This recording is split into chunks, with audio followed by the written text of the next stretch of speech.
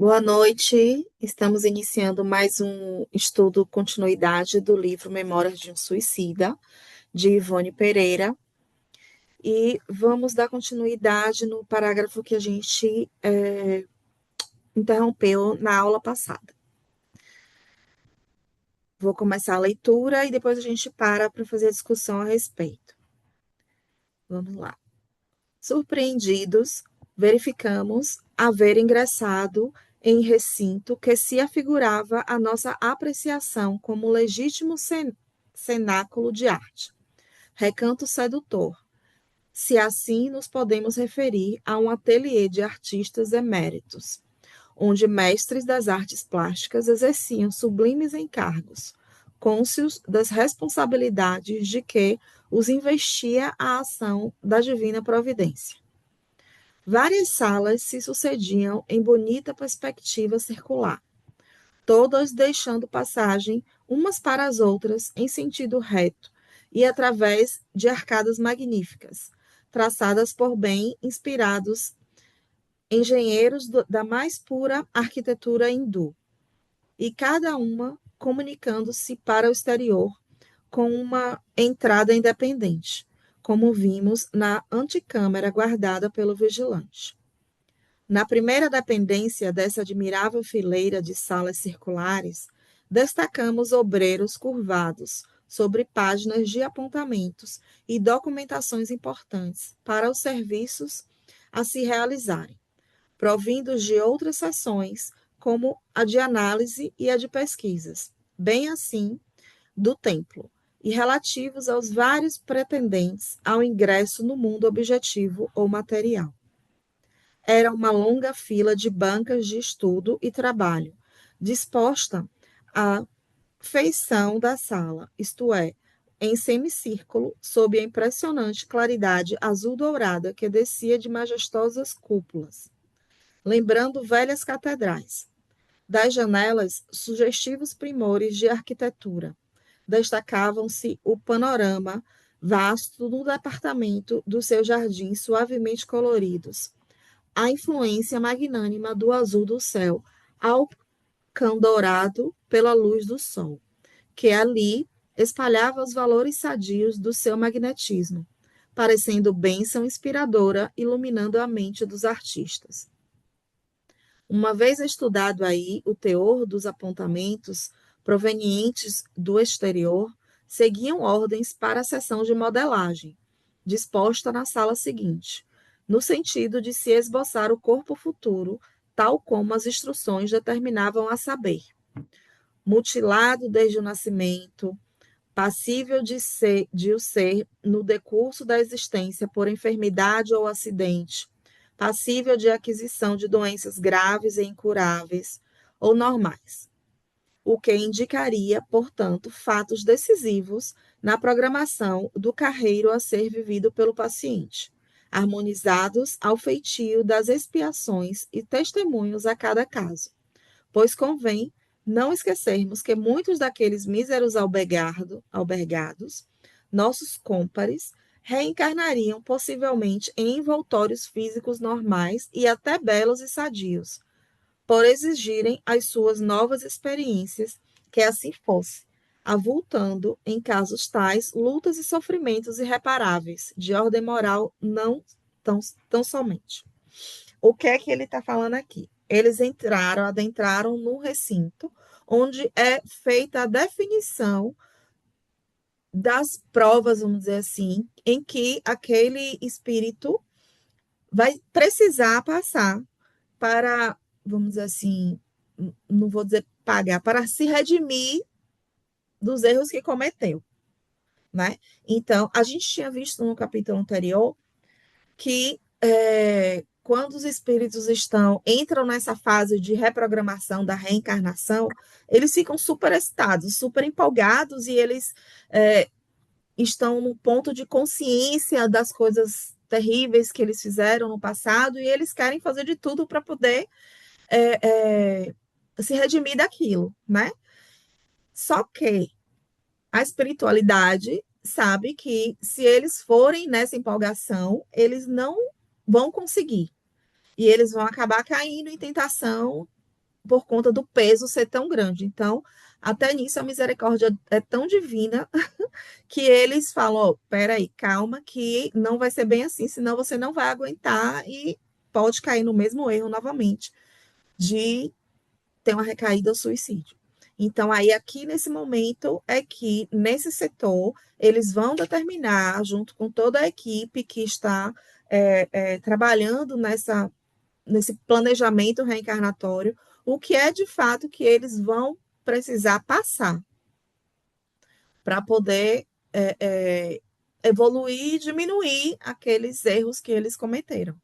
Né? Então, é aqui como ele falou, aqui eles vão decidir se ele vai nascer mutilado, se ele não vai, se ele vai nascer normal, e aí no meio da vida encarnatória ele vai passar por alguma prova, ou alguma coisa, ou alguma doença séria, né? Essas coisas que a gente vê na vida real acontecendo com as pessoas, e a gente às vezes não entende muito, mas que às vezes é uma coisa já programada, né?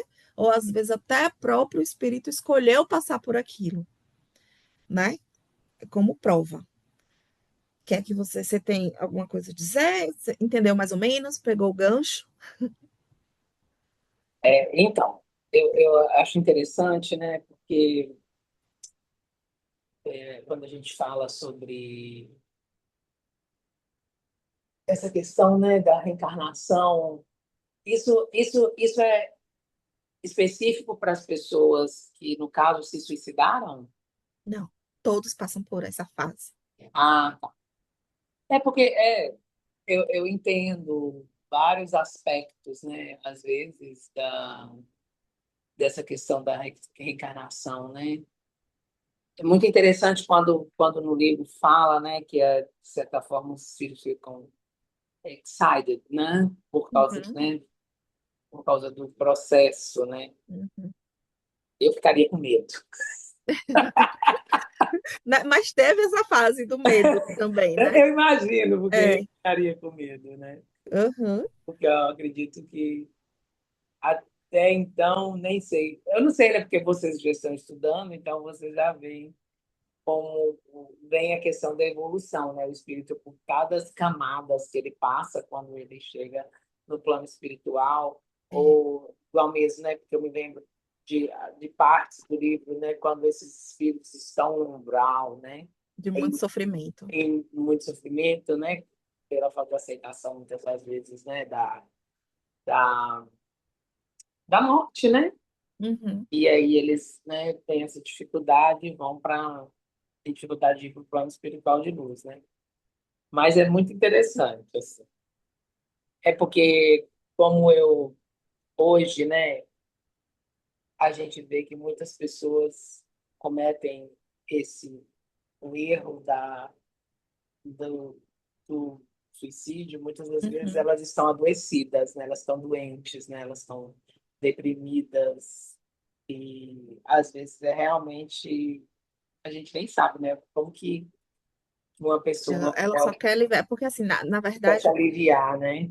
ela só quer se aliviar, às vezes não quer nem morrer, ela só quer parar com a dor, É, né? ah, Mas para. ainda assim, a espiritualidade considera que a atitude é um livre-arbítrio, Aham. né? Porque a atitude do suicídio, ela é considerada, acho que, o principal erro que a gente possa vir a cometer Mas contra você a acha que, vida. por exemplo, hoje a espiritualidade ela não vê diferente do que ela via quando esse livro foi escrito? Não sei te dizer, não tenho como afirmar isso, mas assim, Né? É isso que eu fico pensando, se, assim, se isso também não foi algo que hoje, de certa forma, teve uma evolução, mudou. então, à medida que a gente vem lendo, a gente vai entendendo que, por mais que seja difícil a gente entender assim, a gente tenta justificar a atitude, Aham. né? A gente tenta justificar. Mas à medida que o espírito vai passando pelas etapas dessa atitude, dessas coisas, vai existindo uma consciência, vai existindo uma conscientização mesmo de que, de alguma forma, por mais difícil que fosse, poderia ter sido evitado, Uhum. Sim, sabe? sim. E pelo que a gente vê aqui, chega esse momento, tem um momento da negação, tem um momento de que, eu não tive alternativa, porque não tive coisa. Mas quando a gente vai lendo e vai entendendo como é que funciona isso, né? Como muitas vezes as pessoas falam assim, não, foi obsediado, ele foi influenciado, né, a fazer isso. Ele, como a gente vê muitos casos, por exemplo, eu tive uma amiga que o pai dela cometeu suicídio porque ele faliu e ele não teve coragem de contar à família e ele manteve a família no mesmo patamar, no mesmo padrão e foi se endividando, se endividando, se endividando até o ponto que não conseguiu mais. E não conseguiu falar para a família e não conseguiu suportar, Uhum. Isso é né? muito comum. Muito comum esse tipo de situação. Mas assim, ele tomou a atitude de esconder a família, ele tomou a atitude de se comprometer com mais dívidas, ele tomou todas as atitudes até chegar aí, a esse ponto de não conseguir suportar mais, sabe? Então, assim, é difícil a gente colocar uma pessoa que comete isso como um culpado, né? Porque a gente sabe que ele é um sofredor, mas não é nem que seja a culpa. A gente troca culpa por responsabilidade. Então, ele teve o livre-arbítrio. E quando você chega na espiritualidade, você vai entendendo e as coisas vão clareando e vão sendo mostradas as coisas, vai existir essa consciência de que foi uma responsabilidade da pessoa, do espírito, em ter feito aquilo. Em que em algum momento ele teve a oportunidade de não seguir por aquele caminho. E que, na verdade, foi uma fraqueza humana Uhum. que Sim. levou ele a fazer isso, entendeu? Então, chega nessa fase. É interessante o livro falando, porque ele tem várias etapas: a etapa do sofrimento, a etapa da negação, a etapa do pedido de ajuda para ser socorrido, a etapa de se desvencilhar dos sentimentos e das coisas da carne, sabe? Para poder entender o que é o significado de tudo, até ele chegar nesse momento da conscientização e do desejo de vir e corrigir todos os erros que ele fez, porque nesse momento do planejamento reencarnatório não é só tratado ou a atitude do suicídio, porque não somos perfeitos, né? A gente, com certeza, no decorrer de toda a nossa vida, mesmo que a gente não chegue a esse ponto, a gente também cometeu diversos erros. E Uhum. tudo isso, nesse momento do planejamento reencarnatório, é levado em consideração. Tudo isso é colocado em pauta, não só dessa vida em que foi findada dessa forma, como de outras vidas pendentes ainda de coisas que a Uhum. gente não conseguiu evitar de cometer, Sim. né? Então aí nesse momento em que ele tem total consciência, né, e que ele fica assim ansioso por poder ter a oportunidade novamente de poder corrigir aquilo, de poder fazer diferente, ele acha que ele consegue fazer tudo, né? Assim, que ele consegue passar por tudo. E às vezes ele pede até para que passe pelas mesmas provas. E muitas vezes ele passa pelas mesmas provas para poder ele ter dessa vez uma atitude diferente. Uhum. Às vezes funciona, às vezes a gente É. erra e acha que não conseguiu, porque a gente sabe que existem espíritos que já fez isso por diversas encarnações, Uhum. né? Mas enfim, você continua agora? A gente parou, eu parei aqui no hora, no gabinete seguinte.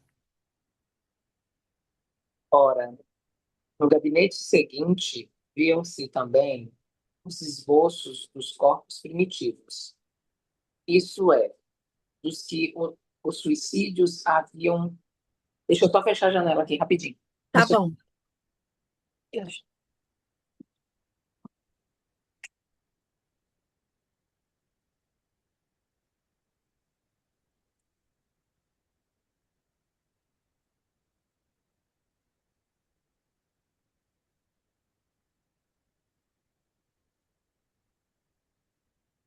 Ora, no gabinete seguinte via-se também os esboços dos corpos primitivos, isto é, os que o suicídio haviam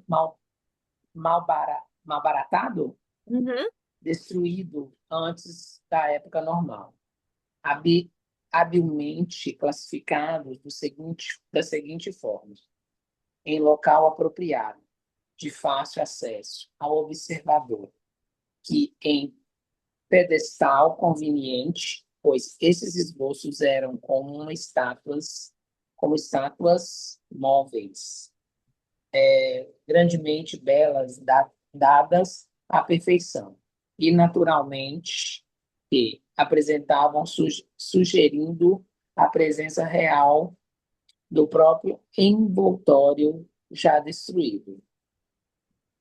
Mais um, outra. Pode ir. O envoltório primitivo, tal como existiu e foi aniquilado pelo suicídio, o lado numa placa fosforescente a descrição do estado em que se encontrava o mesmo envoltório. Na ocasião do sinistro, ao saber,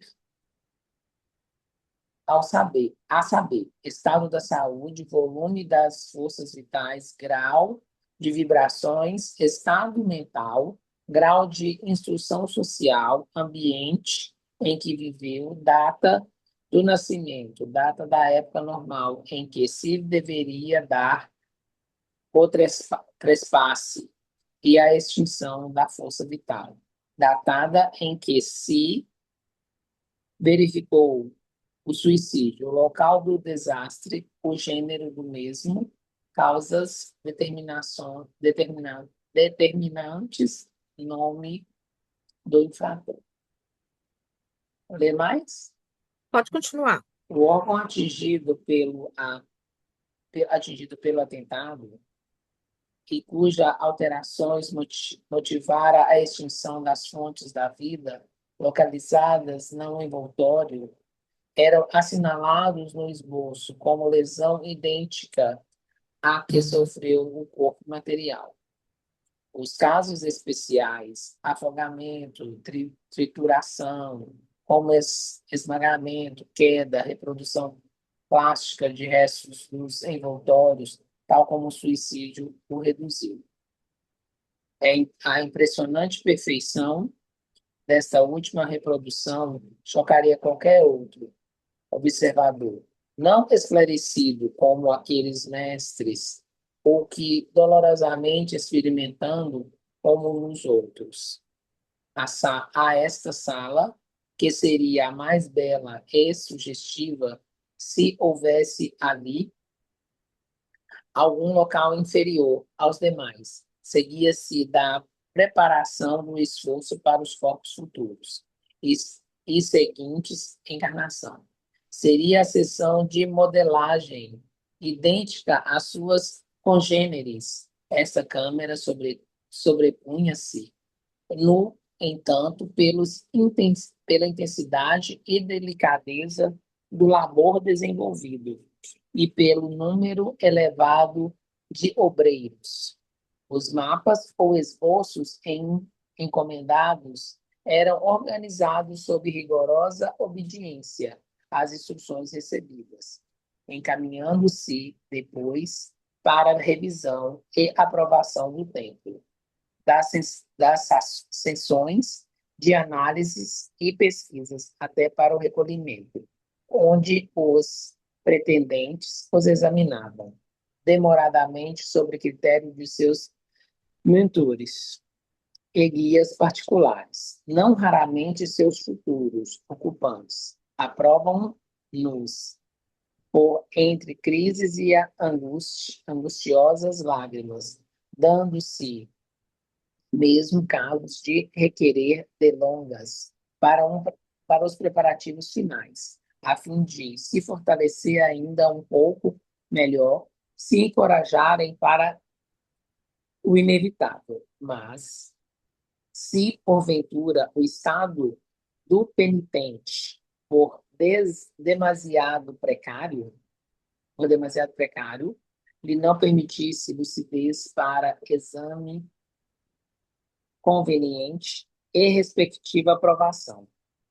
O templo e os seus guias missionários supriam-lhe a deficiência, zelando por seus interesses com justiça e amor, quais criteriosos advogados como seus constituintes. Perfeito. Ok, Ok. tá.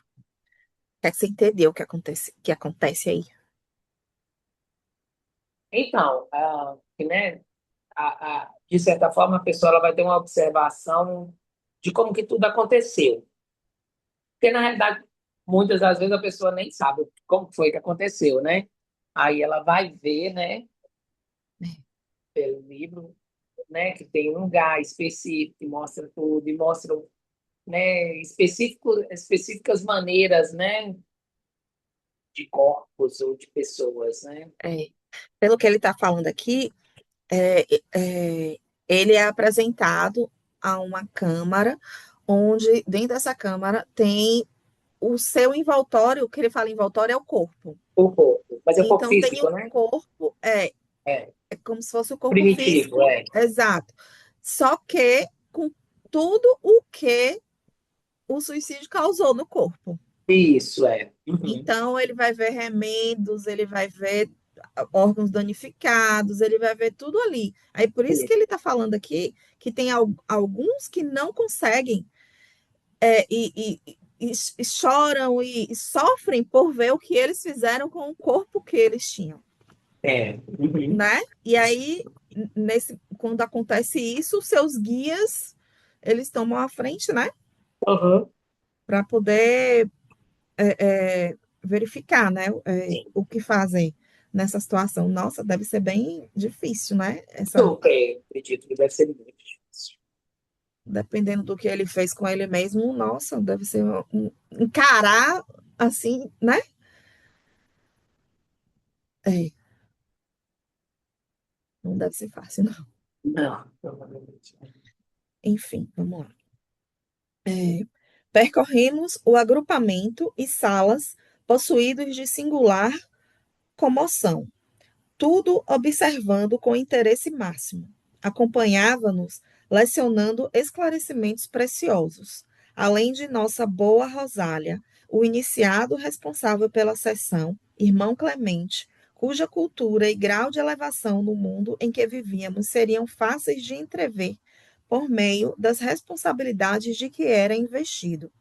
Sim, meus caros amigos, meus irmãos, dizia Clemente, enquanto paternalmente nos guiava de sala a sala, propondo-nos teses formosíssimas e reconfortadoras a respeito das soberanas leis de que era digno intérprete, as quais tantas elucidações levaram a minha pobre alma obscurecida pelo erro, que não me negarei ao desejo de também transcrevê-las para estas despretensiosas páginas de além-túmulo.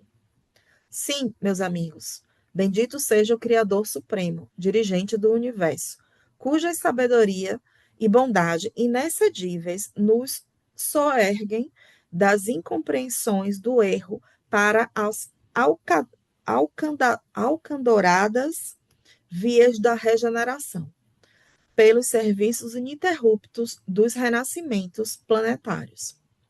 Na Terra, os homens estão ainda longe de reconhecer a sublime expressão dessa lei que só o pensamento divino, com efeito, seria capaz de estabelecer, a fim de a sua criação dotar com possibilidades de vitória. A ignorância dos elevados princípios que presidem aos destinos da humanidade, a má vontade em querer participar de conhecimentos que os conduziriam às fontes elucidadoras da vida, assim como os preconceitos inseparáveis das mentalidades escravizadas ao servilismo, da inferioridade, têm impedido os homens de reconhecerem este vasto e glorioso alicerce da sua própria evolução, da sua emancipação espiritual. O homem de ciência, por exemplo, considerado semideus nas sociedades terrenas, das quais exige todas as honrarias e fictícias glórias, não admitirá, em hipótese alguma, que o grande orgulho que arrasta a par da ilustração posteriormente possa condená-lo a uma reencarnação obscura e humilde, na qual seu coração, ressequido e árido de virtudes edificantes, adquira os doces sentimentos de amor ao próximo, as delicadas expressões da vera fraternidade, que só o respeito e a veneração à causa cristã poderão inspirar, enquanto o intelecto repouse. O soberano, o magnata, as classes consideradas privilegiadas pela sociedade terrena, que levianamente se utilizaram das concessões feitas pelo soberano supremo a fim de que contribuíssem no labor de proteção à humanidade e desenvolvimento do planeta, não admitirão que os despautérios cometidos em desencontro das divinas leis os induzam a renascimentos desgraçados em os quais existirão miséria, servidão, humilhações, lutas contínuas e adversas, a fim de que o quão laboriosas recapitulações expiem pela indiferença ou maldade de que deram provas no passado, deixando de favorecer as classes oprimidas, o bem-estar geral da sociedade e da nação em que viveram, preferindo a solidariedade fraterna devida pelos homens uns aos outros, o egoísmo acomodatício e pusilânime. O branco, o de pele alva, cioso da pureza da raça, que o preconceituoso conluio do orgulho com a vaidade lhe faz supor, seja privilegiada pelo favor divino, não concordará em render homenagem a uma lei universal e divina capaz de impor-lhe um dia a necessidade de renovar a existência carnal, ocupando um envoltório cuja pele será negra ou amarela, bronzeada, mestiça, etc., etc., obrigando-o a reconhecer que o espírito, e não o seu passageiro e circunstancial envoltório físico-material, é que necessitará clarear-se e resplandecer por meio das virtudes abnegadas e aquisições mentais e intelectuais, coisa que poderá obter no seio de uma ou de outra raça, e mais, que negros, brancos, amarelos, etc., todos descendem do mesmo princípio de luz, do mesmo foco imortal e eterno, que é o Pai Supremo de toda a criação. Entendeu mais ou menos o que ele quis dizer aqui? Sim, sim. Né? Da dificuldade que os apegos terrestres, né, têm de se desvincular daquilo e escolher e aceitar que possa existir numa outra reencarnação, tudo aquilo oposto ao que ele está vivendo naquele momento, né? E que ainda hoje, infelizmente, existem muitas mentes assim, que pensam dessas formas. Você entendeu alguma coisa mais para completar? Complementar? Então, Isso mesmo. né? Vamos lá, pode ir. Entretanto, Uhum. entretanto, né? Entretanto, meus amigos, admitam ou deixem de admitir todos esses respeitáveis cidadãos terrenos, ainda que eles e também vos repugnem o imperativo dessa lei magistral. É certo que ela é irremediável e indestrutível. E por quê? Por isso mesmo, todos os homens morrem num corpo para ressurgirem em uma vida espiritual e depois voltarem a renascer em nossos corpos humanos, até que lhes seja concedido pelo progresso já realizado ingressar em um planeta mais ditoso. Também reencarnarmos e em cuja sociedade iniciarão novos ciclos e progresso, na escala ascensional da longa e gloriosa preparação para a vida eterna. Isso, porém, levará milênios sobre milênios. Nenhum homem, portanto, como nenhum espírito, poderá fugir às atrações irresistíveis dessa lei, quer dela se desagrade ou lhe tribute respeito, uma vez que é necessária toda a criação como fatora que é o seu progresso da sua ascensão para melhorar até o perfeito. Na vinha do Senhor, o universo infinito, existem obreiros indicados ao melindroso serviço de promovê-la, no que concerne à terra, entre encontrarem-se eles sob a vista do unigênito de Deus, a quem se acha e afeta a redenção do gênero humano, assim como diariamente o homem assiste ao romper do sol e ao seu declínio no horizonte, assim como sentem soprarem os ventos e veem caírem as chuvas, crescerem as crescerem e frutecerem as plantas, as flores recenderem seus perfumes e os astros brilharem no infinito dos espaços, sem avaliar a imensidão, as asperezas do trabalho, que tudo isso significa, e ainda menos a dedicação, os sacrifícios e toda sublime labor das religiões de servos invisíveis, de que o mundo astral são incumbidos da conservação e do planeta, segundo os altos desígnios do onipotente Criador. Também diariamente existe as milhares? Existe as milhares de renascimento e de semelhantes seus, e de muitos outros seres vivos, e organizados, ignorados a emocionante, encantadora epopeia divina que contempla. É tanto se habituou o homem a ver se rodeado das manifestações divinas, que se tornou elas indiferentes, não cogitando das apreciações do louvor às suas grandezas, considerando-as naturais, mesmo comuns, como realmente são. Como, porém, não ver assim e se ele próprio está mergulhando no seio do universo divino, como descendentes dos divinos, do divino Criador e de todas as coisas. E aí? Ouvindo, tá bom até aqui? Tá. O que é que você achou? Então, eu vejo assim, que me parece que é algo, quando eles falam, né, ai, Jesus, né, quando vai ali porque assim, para começar, esse processo tem um processo de evolução, né? E como também tem outros mundos, né?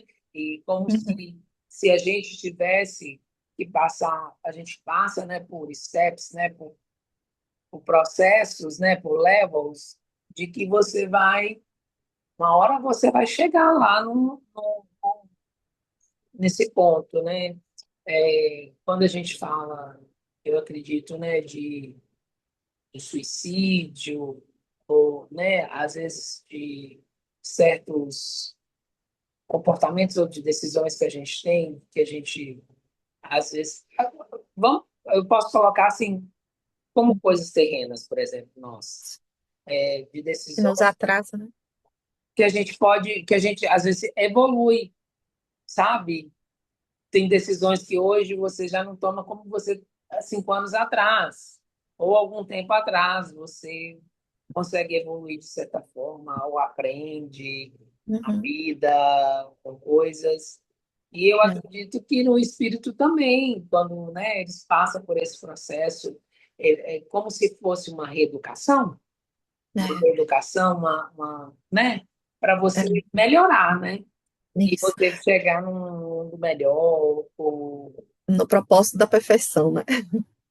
num aspecto melhor, porque, por exemplo, eu acho que o homem terreno, a gente nasce sem muito saber muita coisa, e você tem vários caminhos que você pode escolher. Você pode escolher o caminho do bem e o caminho ruim. E- então, assim, se você se propõe a evoluir, a melhorar os aspectos de sua vida, você Uhum, consegue melhorar a sua vida e você consegue melhorar a vida do próximo, você consegue isso. fazer várias coisas, né? Então, É, tem uma parte interessante no livro que ele fala assim, que a gente vem com uma bagagem de provações para passar, aham. mas que, a depender do uso do nosso livre-arbítrio para com as nossas atitudes, com as coisas boas que a gente vem fazendo, né, para si, para o próximo e tal, às vezes são perdoados algumas dessas provas, né? Assim, Eu acredito nisso, a gente não, porque a gente pula, porque a é, gente já, com aquilo que a gente fez, que é com, né, o uso correto do nosso livre-arbítrio, a gente passa nessa prova, e aí não precisa passar dela, entendeu? é, De algumas, enfim. Vamos ler mais um? aham, Ouvíamos com muito agrado sem nos animarmos ao menor à parte. Tudo aquilo era novo e muito emocionante para nós. Sentíamos-nos como diminuídos, vexados em face de uma sociedade para a qual nos reconhecíamos incapacitados. E admirava-nos de que dela recebêssemos trato tão gentil, amistosas atenções, como naquele momento. Fomos atraídos para uma das esplêndidas galerias, onde se alinhavam as belíssimas estátuas mapas. À frente de cada uma, a mesa de trabalho do operador. Vários iniciados ali se encontravam, fiéis ao nobilitante dever de servir a irmãos menos experientes da ciência da vida, mais atrasados na peregrinação para Deus. Alguns examinavam detidamente as minúcias da configuração a seu cuidado. Outros estudavam apontamentos e instruções, enquanto ainda outros examinavam a fotografia dos despojos, esboçando mapas de futuros envoltórios a serem encaminhados para aprovação, etc, etc. E cada um empregando neste extraordinário ministério o máximo da atenção e da boa vontade de que eram capazes. Fez-no conceber o ideal do funcionalismo perfeito, cônscio do dever a cumprir. Aproximando-nos das estátuas, era o mapa antigo, anterior ao suicídio. Surpreendidos, observamos serem esses modelos singulares, animados de movimentos e vibrações, tornando-se assim o tipo ideal a ser plasmado. Assim era que, pelas artérias, víamos deslizar em toda a pujança e precipitação naturais do corpo ao corpo humano, um filete de líquido rubro luminoso, indicando o sangue com suas manifestações normais no corpo material terreno. As vísceras, tal como o sangue, eram traçadas por substâncias fluídicas, luminosas, sutilíssimas, translúcidas, como se para obtê-las houvessem de comprimir reflexo da luz delicada do luar. Quanto às cartilagens, o rendilhado dos nervos, a carne, eram igualmente representados por tessituras mimosas, de cambiantes nível, jaude, Rosell, respectivamente, a que a peça fornecia expressão de grande beleza. O pequeno universo do corpo humano, pois, com todos os seus pormenores, ali se encontrava ideado com maestria de verdadeiros artistas e verdadeiros anatomistas. Havia dependências particularizadas para os modelos e para os casos femininos. Jamais em nossas observações observamos serviços mistos em quaisquer setores. Ao fim de alguns minutos, ouvimos que Rosália exclamava, traindo singular emoção. Com efeito, meus amigos, é um maquinismo magnífico. O homem terrestre deveria considerar-se honrado e ditoso por obter da inexcedível bondade do Criador a mercê de poder fazer a própria evolução planetária na posse de um veículo assim. No universo infinito existem mundos físicos onde o espírito que neles reencarna tem de arrastar ciclos de progresso, ocupando fardos materiais pesadíssimos, os quais, comparados a estes, seriam considerados monstruosos. Silenciamos, chocados, sem ânimos para divergir, encetando polêmicas tão do nosso agrado, dada a ignorância em que nos achávamos quanto ao palpitante e arrojado assunto. O nobre instrutor, porém, interveio, dirigindo-se a nós outros, risonho como sempre. Sim, é mais do que um simples maquinismo, meus amigos. É o próprio universo em miniatura, onde suntuosos fenômenos a todo momento se reproduzem, pois, com efeito, sua natureza participa de muitas condições contidas na organização do próprio universo. É um templo, um santuário onde será depositada a centelha sagrada que emanou do Todo-Poderoso, isto é, a alma imortal, para que nele se alinhe e aperfeiçoe na sequência dos renascimentos. Vede o coração, órgão sensível e heróico, infatigável sentinela, destinado aos mais elevados serviços de uma reencarnação, escrínio no qual o espírito localiza a sede dos sentimentos que consigo carrega desde a vida espiritual. Examinai o cérebro, aparelhamento prodigioso, joia só imaginada pelo excelso artista, tesouro inapreciável que o homem recebe ao nascer, sobre o qual agirá a mente espiritual, dele servindo-se para as novas aquisições dos labores efetuados. É um outro universo em miniatura, farol que norteia a própria vida humana, bússola generosa em meio das trevas do encarceramento físico terrestre. Eu vou ler até ele finalizar essa parte falando do corpo, até aqui em planos invisíveis, tá? Ok. E o aparelho visual, que carrega para o cérebro a impressão das imagens, traduzindo-as em entendimento, compreensão, certeza, fato, não será porventura digno similar dos primeiros? Será nesse precioso relicário de luz que se acumularão as potências sublimes da visão espiritual, dosadas harmoniosa e sensatamente para o uso conveniente do indivíduo durante o estágio carnal, assim lhe facilitando as realizações que lhe competirem ao conserto das sociedades humanas. Atentai, não obstante, nesses encaninhos auditivos, caprichosos labirintos que apresentam indubitáveis harmonias com os antecedentes, tão bem dotados, tão perfeitamente dispostos, que permitirão ao encarcerado terrestre alcançar as mais delicadas vibrações, aquelas que lhe forem necessárias ao progresso, e tarefas que deverá realizar, e até mesmo, em muitos casos, a sutil expressão provinda de um anseio, de um murmúrio dos planos invisíveis. Acho que aqui ele conclui. Então, aqui ele mostra, né, com muita empolgação, o quanto é valorizado o corpo que nos é dado para encarnar, né? É, o quanto, assim, é divino essa criação, né? Como ele fala, como é perfeito a criação do corpo humano, né? As funcionalidades, os nossos órgãos, as coisas. E talvez isso explique por que é tão considerado grave a gente destruir de alguma forma, né? Seja com suicídio direto ou com suicídio indireto.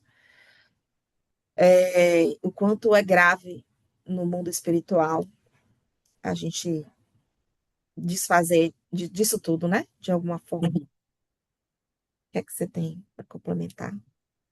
Então, eu vejo, eu acredito muito que, né, como é dado para a gente algo tão perfeito, a gente tem um mínimo que cuidar bem, né? Quando eu falo cuidar bem, não é que, né, que você tem, mas eu acho que zelar por algo É o que mínimo. Deus te deu tão perfeitamente, tão perfeito. Eu sou muito zeloso com, por exemplo, as coisas que, por exemplo, se eu pego o emprestado, porque eu acho que o nosso corpo é um É o empréstimo, empréstimo, eu também acho assim. sabe? É, Que Deus nos deu a oportunidade de estar aqui e eu acho que a gente não faz mais que obrigação de cuidar bem enquanto a gente está nesse processo sim, aqui, né? Diante, é claro, das adversidades, da vida terrena, que o nosso corpo, né, envelhece, mas a gente pode trabalhar bem, processo. né, para a gente se cuidar, né, também, né, Exato, exato, desse corpo, para a gente ter saúde, para a gente poder prosseguir a vida fazendo coisas que vão ser nobres, boas, né, tanto exato. para a gente quanto para o próximo, e cuidando de tudo, né, que Deus nos dá, né? E você vê como ele fala, né? Que nesse setor é um setor de artistas, Sim. né? De como ele fala assim, tão belo, de como é a criação do mapa do corpo, né? Da coisa toda É, é grandioso, desenvolvendo, né? não É é? grandioso, é fabuloso, né? Porque, assim, imagina, são vários ali que estão ali pensando Hum, para aquele funcionamento, para todos os detalhes. todos os detalhes. Pois E é, é fantástico mesmo, né? é, é fantástico. Então, encerramos por hoje. Tá bom, E maravilhoso. aí, na próxima semana, a gente está de volta para Sim, continuidade, né? Vou encerrar a gravação e a gente conclui com a oração. Obrigada a todos. Esperamos vocês na próxima semana.